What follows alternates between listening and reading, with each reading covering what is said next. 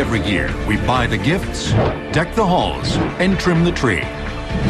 Thousands of lights, miles of wire, latex, motors, hardware, software, and fruitcake. Ho, ho, hold on tight as we unwrap the year-round planning, planting, and packing that makes it all come together. Now, Christmas Tech on Modern Marvels.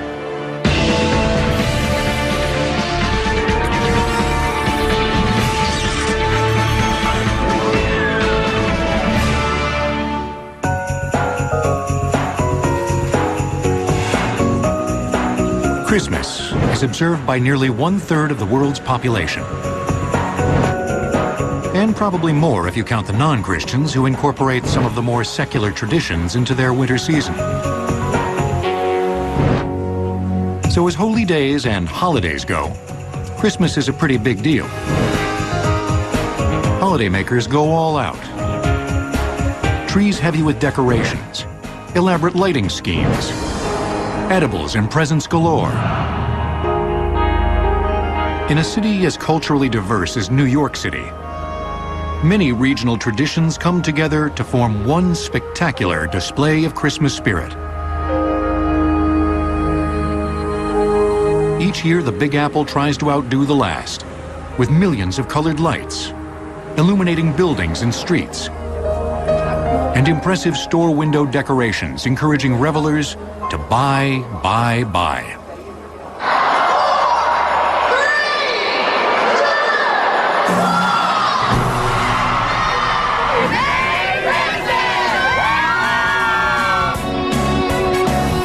The focal point of it all, the Rockefeller Center tree, presides majestically over a seasonal skating rink and attracts throngs of visitors to Midtown Manhattan.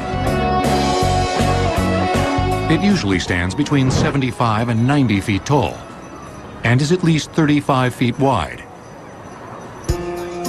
Each year, the giant conifer is chosen many months in advance. In the middle of the winter, when deciduous trees have no leaves, I look by helicopter for a giant Norway spruce. It's a non-native tree that's found in people's front or backyards, and I look on my computer and mark the GPS location of the tree, and I'm very happy when I find one, and so are the people. It's a great surprise when I knock on their door and say, "I'm from Rockefeller Center, I'm interested in your tree." In early November, the selected tree is prepped for cutting. We use a 160-ton crane to corset the tree so it can fold up.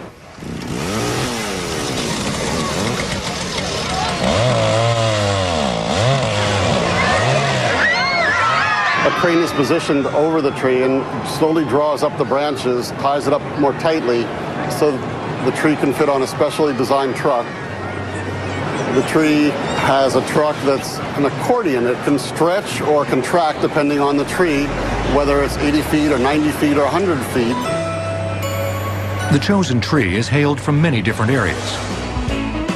It's transported on the custom-made telescoping trailer that travels a carefully planned route with a police escort. Depending on the distance, sometimes the truck hitches a ride on a plane or barge.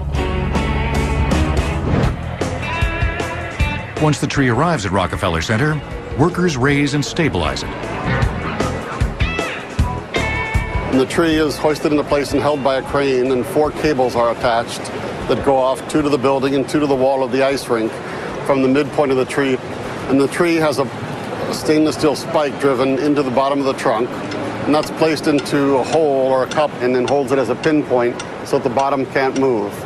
We have master riggers and engineers who calculate the weight loads and the weight load if there's snow or ice or water on the tree. Balancing precariously on 8 stories of scaffolding, 24 electricians decorate the tree with 30,000 colored lights attached to 5 miles of wiring. A 9.5-foot diameter crystal star, crafted by Swarovski of Austria, is placed atop the tree. The Swarovski star weighs close to 600 pounds. 25,000 crystals make 1 million facets. which ensure that the star sparkles day and night on top of the Rockefeller Center Christmas tree. A few days after every Thanksgiving, a huge celebrity-studded crowd of thousands gathers as the tree lights up for the first time. Good times for everyone, but the Rockefeller Center Christmas tree tradition was born in bad times. Rockefeller Center was built during the Great Depression. In 1931, the first year of construction, the workers felt fortunate to have a job and to have a paycheck, and they got the first Christmas tree, a 20-foot balsam fir, to celebrate the holidays. The custom has never faltered, not even during the war years, nor in 2001 after 9/11.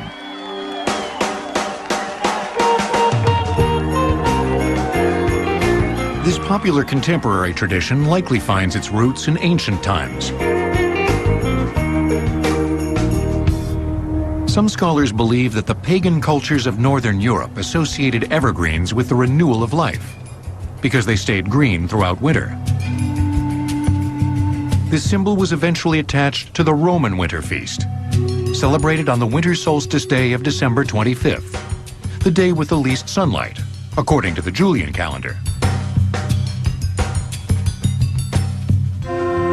As Christianity prevailed, the festival became the celebration of Christ's birth, taking with it some of the pagan symbols to ease the transition.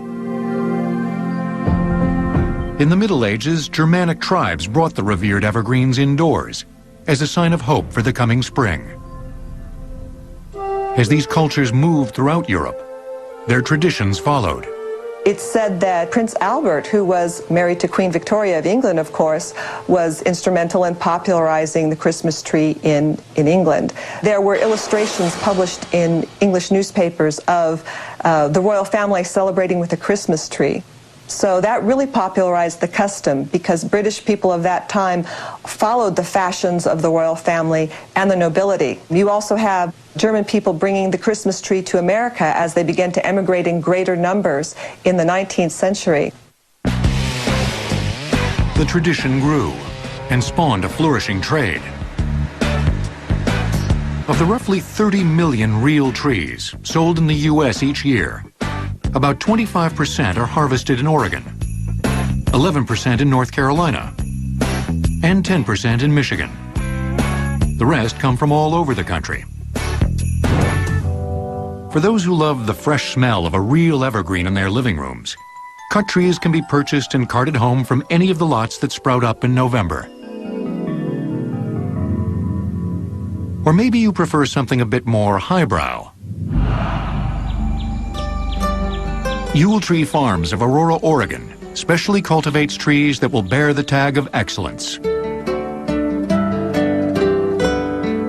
The 3,800-acre facility has introduced the first designer Christmas tree, turning a commodity into a trademarked brand name. Oregon's noble vintage fir is carefully bred to have the most desired characteristics. A bluish-green hue, soft upturned needles, and better needle retention than other types of evergreens. These premium trees retail for about 30% more than other trees and represent less than 5% of the market. Yule Tree Farms also grows several other evergreen species. While just about every pine, fir, and spruce has held the exalted position of family Christmas tree, the most commonly used are the balsam, Fraser, and Douglas firs. This is a field of Douglas fir Christmas trees here. They're 2 years old. In this particular block, there's between 3 and 4 million. The average height here is 18 inches. They've reached their full growing potential for this year. After 2 growing seasons in the seedling nursery, the trees are transplanted into the fields. Workers will continuously inspect the trees for disease, sunburn, fungus, and unwanted pests. But not all pests are unwanted. While many other growers continue to randomly spray pesticides using helicopters, Yule Tree Farms employs a relatively new, progressive pest control philosophy. We use a program called Integrated Pest Management. There are predator bugs as well as the bugs that attack the trees. We support the predator insects that eat the other insects. We recognize that we need to be very careful with these pesticides. If we find a pocket where the population has increased to a point where it's going to cause damage, we try to hit that spot. Localizing pesticide spray over vast fields is a challenge. To do it by hand would be costly and painstaking. Heavy machinery could damage the ground. So it takes a special vehicle to tread lightly and spray precisely. The GK tracker allows the boom to be right on the trees and direct the spray exactly where it's needed and not have the risk of spray drift, which is a big concern. In the past, there wasn't a machine that could get across the wet ground here in Oregon.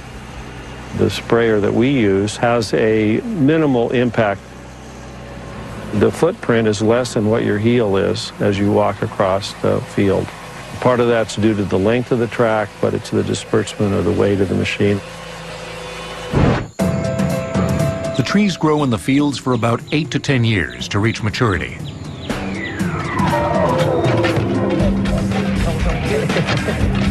Once every growing season, a shearing team moves through the field, expertly swinging their blades.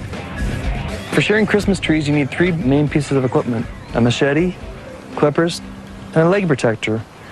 On this particular tree, we have the top splinted with a bamboo, and that's just to provide a nice straight leader for the tree, for a star or angel or anything else that would go on top of a tree. The next thing you watch for is the top whorl, the branches, the first whorl of branches that come off the tree. You want them to be about 8 to 10 inches long in length, and we just follow that line from the top all the way down to provide a nice smooth line that keeps the trees nice and full, yet providing access points for Christmas tree ornaments. When you're shearing a Christmas tree, you have to assess each tree as an individual. It's kind of like a haircut. Not everybody looks good with the same haircut. Just before the harvest, taggers mark the best trees according to height. Then it's time to cut them down, using a chainsaw with a safer and faster bow bar.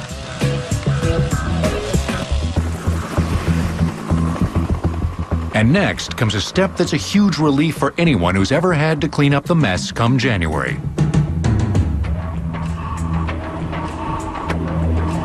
Mechanical shakers knock the excess needles off the tree. Finally, the trees are sent through the baler to be trussed and twined, and then loaded onto refrigerated trucks for delivery across North America to a tree lot near you.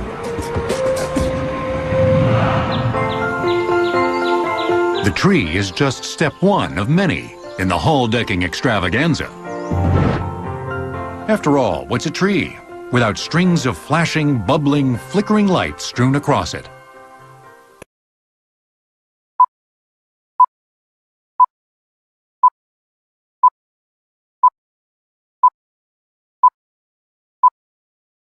Pretty obvious at Mike Zimkowski's house in Sherman Oaks, California. Here in the land of endless summer, Mike replicates the winter spirit by producing a captivating choreographed outdoor light show, to the delight or dismay of his neighbors. First, he programs selected music into a software program called Animation Director that will synchronize lighting cues to the music track.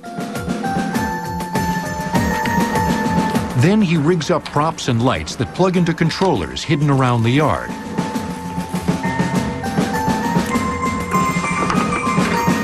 And the magic of technology takes over. The controllers are fed by the cables, which are fed from the controller called the Monster Brain, which sends the signals out to each controller and then tells the controller if it needs to be on or off, fade or dim or flicker. The highlight of the display is a 16-foot tree, which I created out of PVC. Inside the tree, I actually have a spotlight, which is a DMX-controlled intelligent light. The The light is programmed to sweep the house and also project patterns onto the house, like falling snowflakes, sparkles, or whatever I can think of. The thing about the computer-controlled lighting is it's very efficient. So most lights are on and off quite a bit, so I'm never really drawing that much power at one time. So I don't see that much change in my electric bill each season. Mike and other outdoor decorating enthusiasts are taking Christmas into the 21st century. Step inside Mike's holiday home, where nothing says Merry Christmas like a tree with all the trimmings. Electric Christmas lights became popular in the 20th century. But the idea of illuminating a Christmas tree is centuries old. According to folklore, in the early 1500s, Martin Luther was the first to place candles on an evergreen in winter to imitate twinkling stars and to symbolize Christ as the light of the world. Still, there's no official documentation of a lit tree until well over a century later.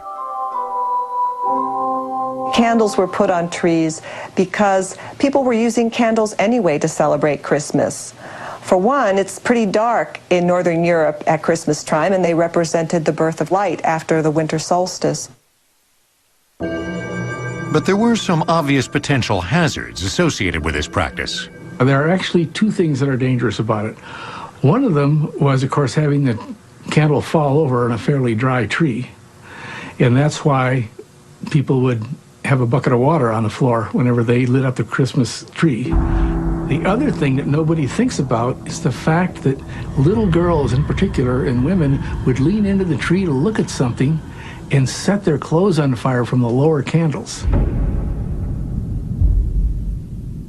It was actually only around the late 19th century when people began to devise fairly secure and safe ways of attaching the candles to the trees. Of course, by that time, electric lights were invented, and they would soon take over and make Christmas tree lighting a lot safer.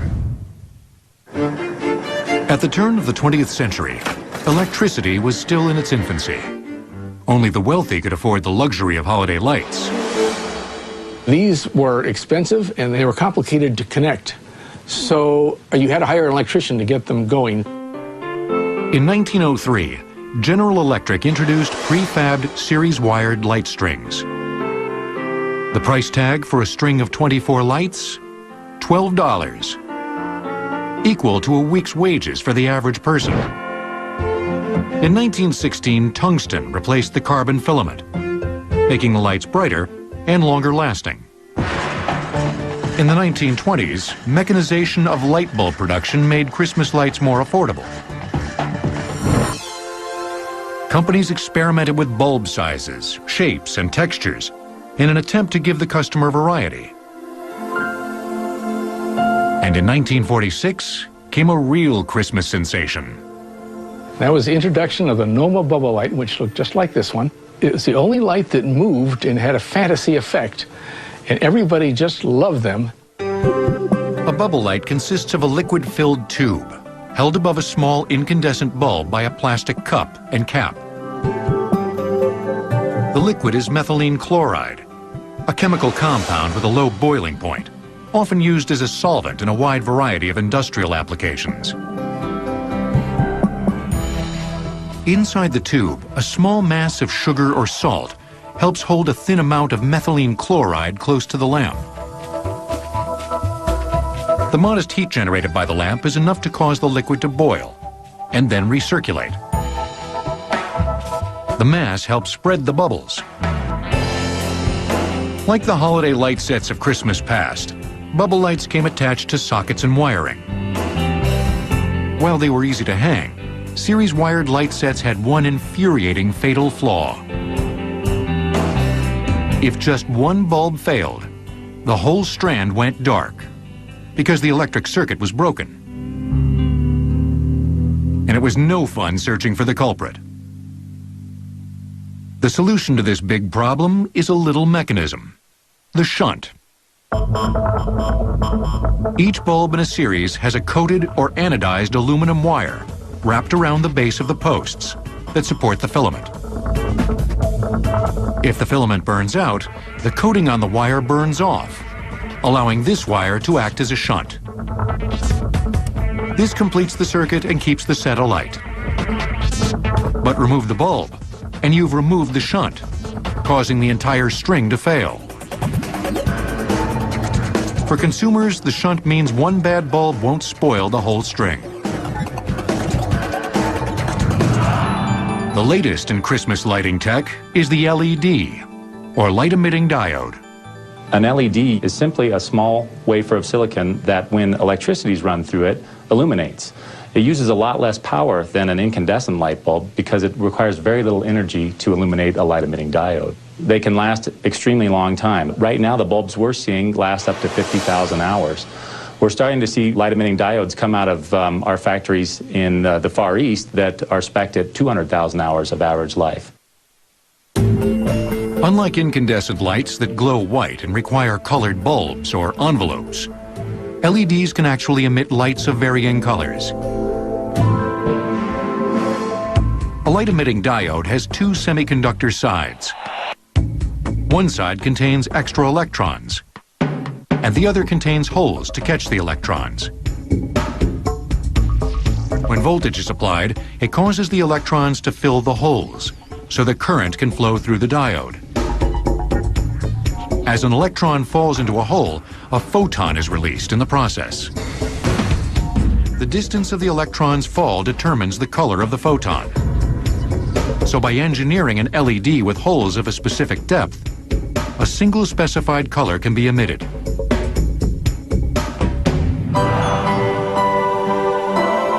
But lights alone do not a holiday make. Hanging proudly alongside are the colorful ornaments. And some are definitely bigger than others. Hanging high above the intersection of 5th Avenue and 57th Street in New York City is a very unique and very big holiday ornament. The UNICEF Crystal Snowflake is a three-dimensional structure consisting of 12 double-sided branches. It's 28 feet high, 23 feet wide, and weighs in at 3,300 pounds. The ornament was conceived by renowned German lighting designer Ingo Mauer. Artisans at Baccarat in France hand-blew the individual crystals and shipped them to Germany, where Mauer's team completed the assembly. These 16,000 Baccarat crystal prisms are attached with springs and silicone cushions, which ensure that in the worst of weather here in New York City, those prisms remain intact, attached to the polished stainless steel frame. Each year, a team of engineers spends an entire night assembling and hoisting the snowflake into position.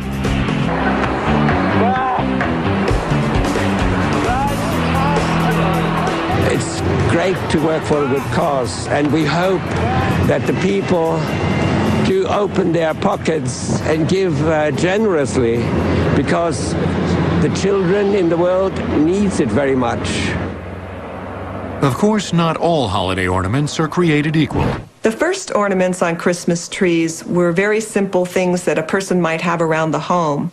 Apples, pretzels, cookies, sugar candies, nuts, bits of colored paper twisted into fanciful shapes.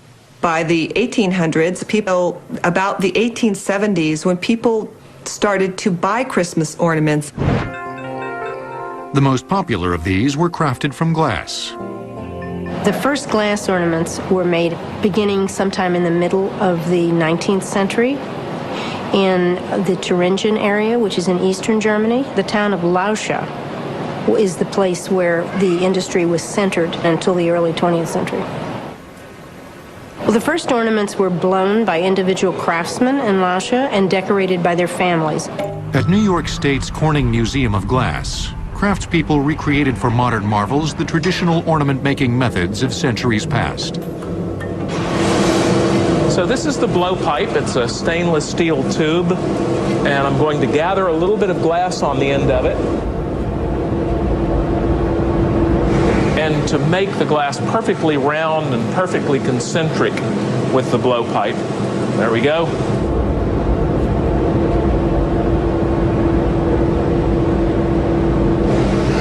Now I hold it straight down and I'll spin a couple of times to elongate the glass, and marver again, and now back into the furnace. Now into the dip mold or optic mold. So I lower it in and blow hard, then come out, and there are the ridges. I'm going to spin this to elongate it, and grab one end with the tweezers, hold it with the diamond shears, twist, cut off the excess, and blow hard.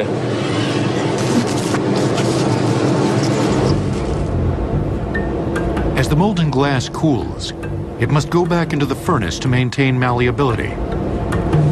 Back to the bench to finish up tightening this constriction. I want this to break easily, and now I'll break it off the blowpipe and form the suspension loop. Just cool it off a little and whack it, and it breaks right off. And here is a little bit of clear glass from which I'll form the suspension loop.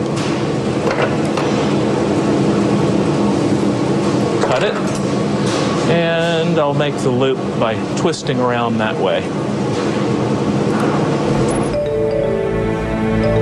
Then it's into a 900-degree annealing oven, where the clear glass ornament will cool off slowly for 6 to 8 hours. If you want a colored glass, you simply add typically a metallic oxide. The most common, best known one is cobalt oxide, which colors the glass blue. If you add copper, you can get a greenish blue kind of aquamarine color. If you add tin oxide, you get a beautiful opaque white. The other common method of hand-making glass ornaments is called lamp working, which begins with a glass rod. They would soften the rod over the flame of the torch and then blow it into a very thin ornament. And using tools, they could shape that.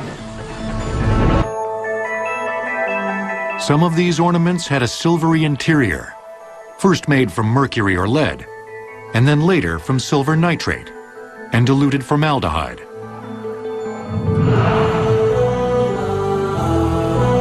By the late 1880s, U.S. import of German-made ornaments was in high gear and would remain a profitable venture for the next 50 years.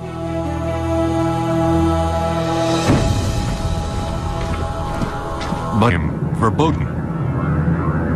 The Corning Glass Works plant in Wellsboro, Pennsylvania took on the task of domestic ornament production. The market was practically guaranteed. Since 1926, Corning had been using a ribbon machine and a process known as puff and blow to mass-produce glass envelopes for light bulbs. The company determined that this machine could be modified to make ornament shapes, giving birth to mechanized ornament production.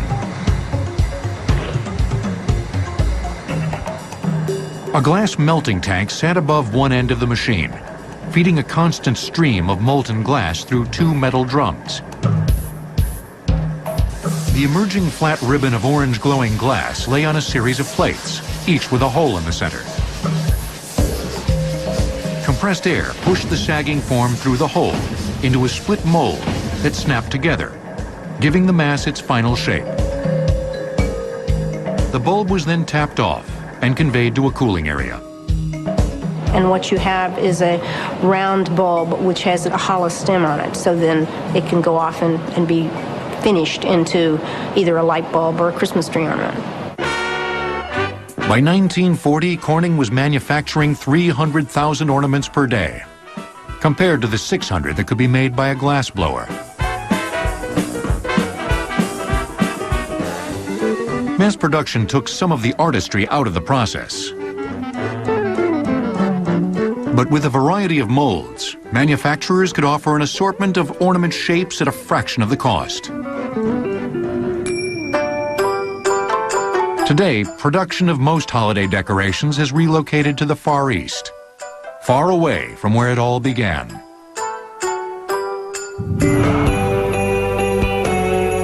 Trees, lights, and ornaments are great ways to ensure that your house is dressed for the season. But wait till you see what the retail world does to encourage the Christmas and gift-buying spirit.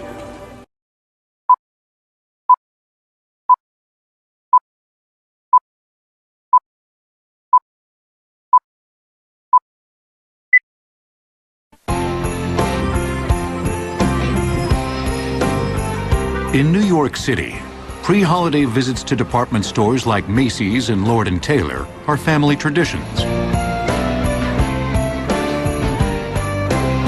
People line the streets for a chance to peer inside the store windows, where intricately designed and cleverly animated figures capture the imagination.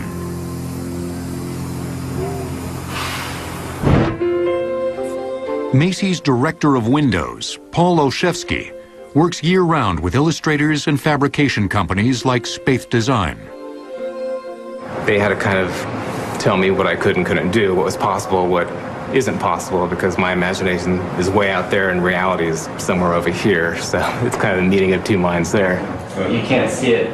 It's up to the side, and then it's in the sunlight. But is it going? The process starts with artist renderings and often a musical theme. The sketches are recreated using design software. They're all done as CAD drawings nowadays. Our clients can see computer modeling of what their windows will look like before they actually see them in 3D. Once the production drawings are done, we have a number of departments that start simultaneously. In the carpentry shop, information from the design software is input into the CNC router that will cut out the desired shapes for window sets and props. Everything that we make on this machine is brought into the computer behind me. We bring the file in there, and the machine uses that to guide itself over the material. The material that we can cut ranges from plywood to MDF to foam, aluminum, plexiglass. So we have a very large range of materials that we can cut things out of. As you can see, it's spinning at 18,000 RPM. This thing generates quite a lot of dust. So you need to have something like this to keep the air quality in the studio. The CNC router is so smart, it even knows when to automatically change drill bit sizes for more precise operations.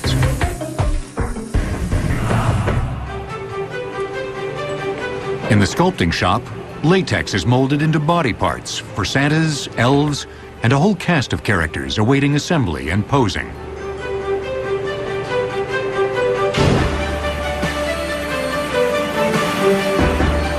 The lucky few will be taken to animation to have rods, levers, and linkages placed in their hollow body cavities.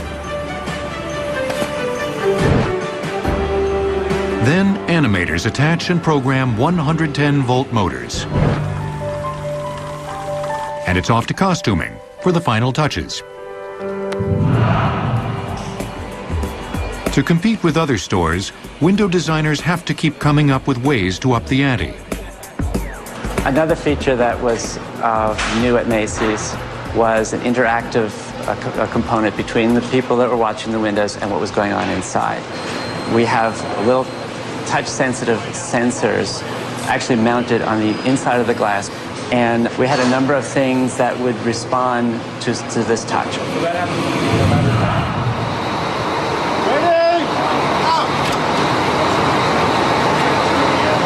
Depending on the display components, installation can happen from the outside or from the inside. You got the awning frame above you.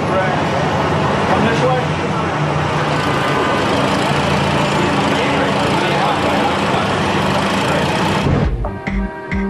And in the case of Lord & Taylor, from underneath via hydraulic lift.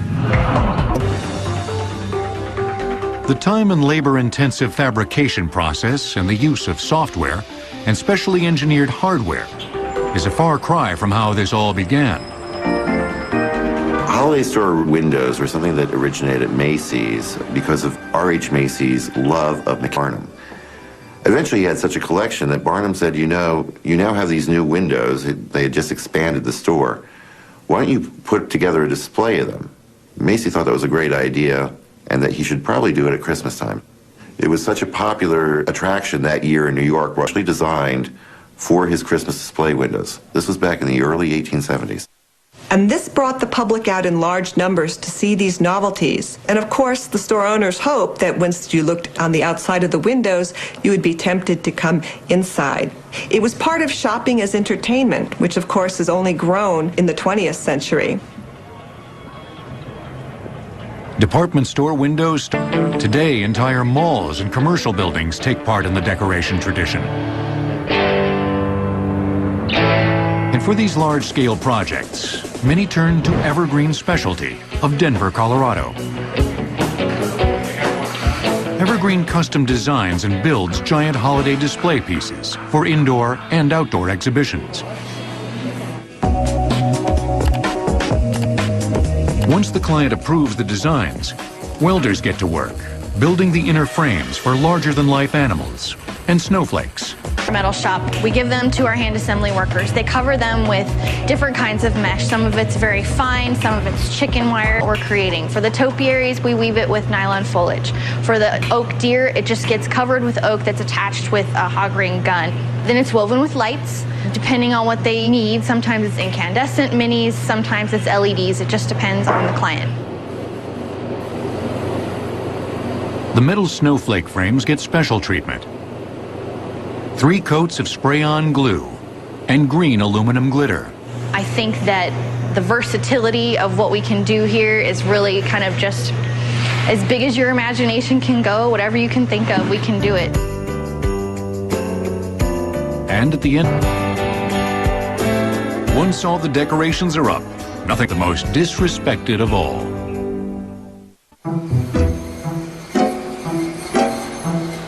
Collins Street Bakery of Corsicana, Texas, takes Christmas production very seriously. Even though their signature product has been the butt of many jokes. For 6 weeks of every year, Collins Street expands from 85 employees to about 700. Baking and shipping an astounding 33,000 fruitcakes per day. No matter how many eggnogs are lifted or candy canes curled, the undisputed heavyweight champ of Christmas culinary indulgences is fruitcake, like it or not. Fruitcakes are dense cakes made with nuts and candied fruit, often doused in copious amounts of brandy or rum. So what's not to like about the gift that keeps re-gifting? Ancient Egyptians who obviously didn't celebrate Christmas and pomegranate seeds with a barley mash, spices and preserved fruits, and for the first time called it by the name we use today, fruitcake. In those days, people celebrated special occasions and they wanted something sweet. They pretty much had to use fruit. Sugar was not widely available. If you wanted something sweet, you had to use fruit or honey, and if you wanted to enrich it... In 1896, Collins Street Bakery opened in Corsicana, a few blocks from where water drilling crews struck oil in 1894. A German immigrant baker, August Wiedemann, and his financial backer, local Texas businessman Tom McElwee, stumbled onto their own fortune. The secret to their success was an old Wiedemann family recipe for fruitcake that attracted an unusual clientele. Back around, and they absolutely loved the fruitcake. He put a little fruitcake in their luggage, which then they took along with them, and they realized that it would travel, and they said, these are great. Is there any chance we could send these to our friends? And of course, they traveled so much, they had friends all over the world, and that's kind of how we got into the direct mail business. Today, Collins Street Bakery continues to deliver its old world taste, but has expanded its... Batches are pre-measured in boxes, dumping so many boxes of product.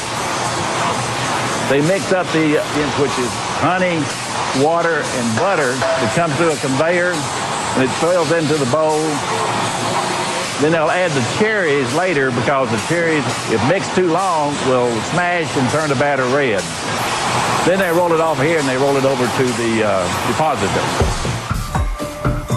which are then weighed for consistency.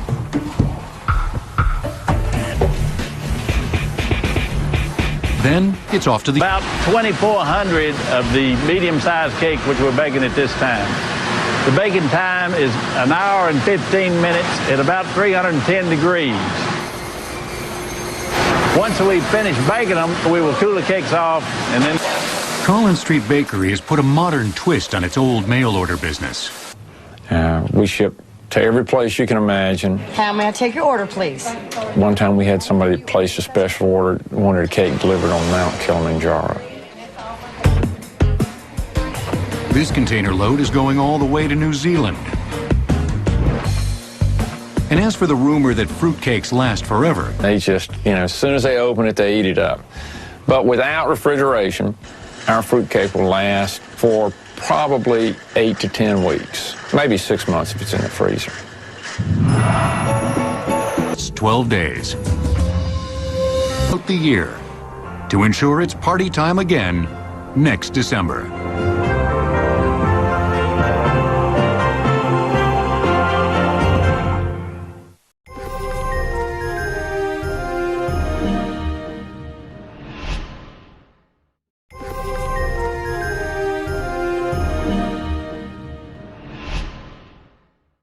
At the end of every year, we buy the gifts, deck the halls, and trim the tree. Thousands of lights, miles of wire, latex, motors, hardware, software, and fruitcake. Ho, ho, hold on tight as we unwrap the year-round planning, planting, and packing that makes it all come together. Now, Christmas Tech on Modern Marvels.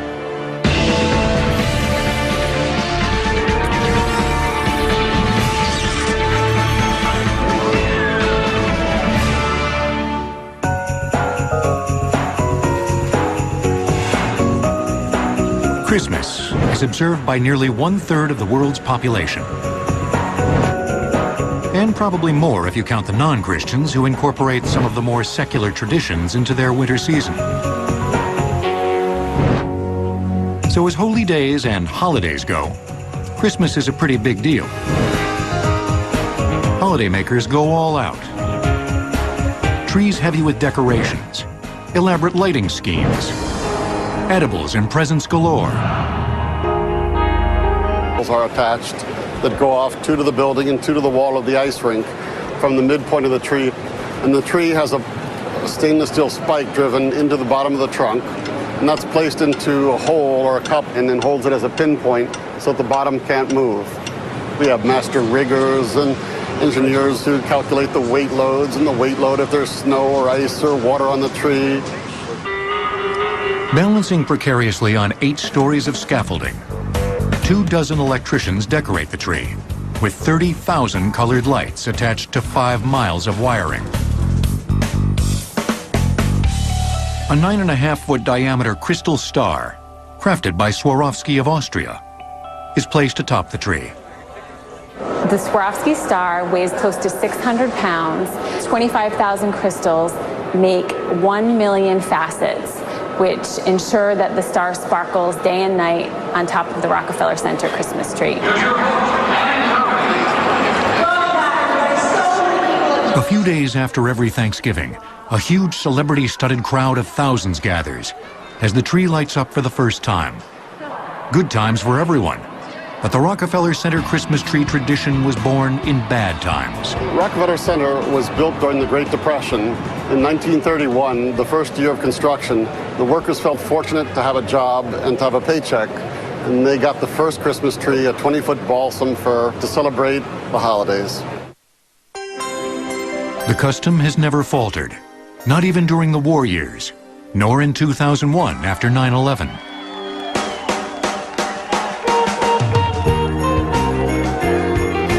This popular contemporary tradition likely finds its roots in ancient times.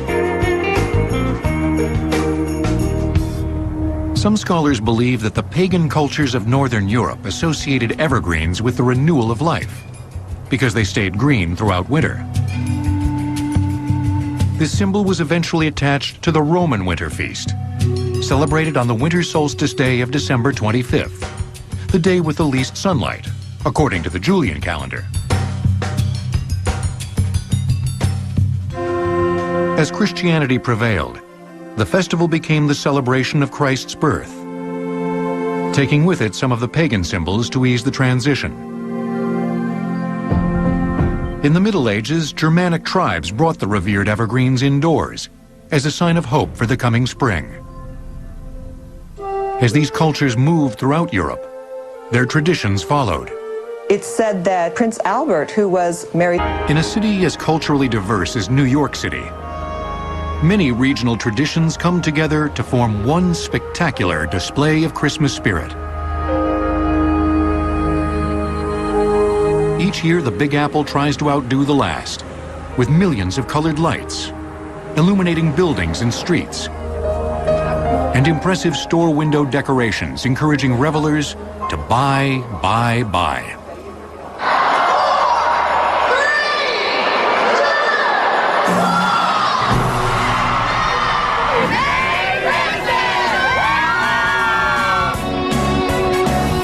The focal point of it all, the Rockefeller Center tree, presides majestically over a seasonal skating rink and attracts throngs of visitors to Midtown Manhattan. It usually stands between 75 and 90 feet tall and is at least 35 feet wide. Each year, the giant conifer is chosen many months in advance. In the middle of the winter, when deciduous trees have no leaves, I look by helicopter for a giant Norway spruce. It's a non-native tree that's found in people's front or backyards, and I look on my computer and mark the GPS location of the tree, and I'm very happy when I find one, and so are the people. It's a great surprise when I knock on their door and say, "I'm from Rockefeller Center, I'm interested in your tree." In early November, the selected tree is prepped for cutting. We use a 160-ton crane to corset the tree so it can fold up.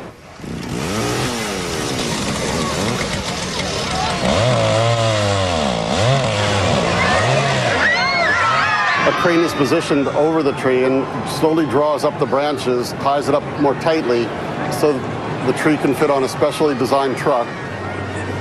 The tree has a truck that's an accordion. It can stretch or contract depending on the tree, whether it's 80 feet or 90 feet or 100 feet. The chosen tree is hailed from many different areas. It's transported on the custom-made telescoping trailer that travels a carefully planned route with a police escort. Depending on the distance, sometimes the truck hitches a ride on a plane or barge. Once the tree arrives at Rockefeller Center, workers raise and stabilize it. And the tree is hoisted into place and held by a crane, and 4 cables